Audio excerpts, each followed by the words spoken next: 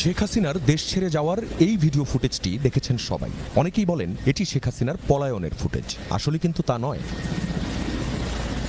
ফুটেজটি ধারণ করা 5 আগস্ট বেলা 2:35 থেকে 40 মিনিটে। লোকেশন হযরত শাহজালাল বিমানবন্দরের পাশে কুর্মিটোলায় বিমান বাহিনীর তখনকার বঙ্গবন্ধু ঘাঁটির এয়ার মুভমেন্ট এলাকা। বিএএফ শাহীন কলেজের পাশের অফিসার্স মেস থেকে মোবাইলে এই ফুটেজ ধারণ করেছিলেন বাহিনীরই একজন। বিমান বাহিনীর MI-17 হেলিকপ্টার থেকে নেমে 4টি সুটকেস সহ গাড়িতে উঠছেন শেখ হাসিনা ও রেহানা। এরপর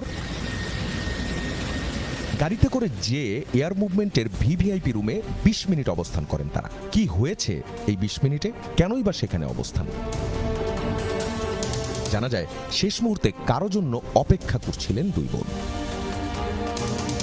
এরই মধ্যে এয়ার মুভমেন্ট এলাকায় একে একে 4টি গাড়ি প্রবেশ করতে দেখা যায়। প্রথম গাড়িটিতে ছিলেন শেখ হাসিনার সামরিক উপদেষ্টা তারিক সিদ্দিক। নিজের পরিচয় দিয়ে গাড়িবহর সহ ঢোকেন এয়ার মুভমেন্টের ভিভিআইপি জোনে। মূলত আরো 3 জনের জন্যই ছিল হাসিনা রেহানার সে অপেক্ষা।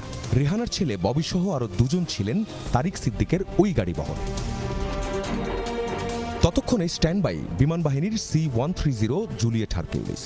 তখন গণভবনে ঢুকে পড়েছে বিক্ষুব্ধ ছাত্র জনতার ঢল।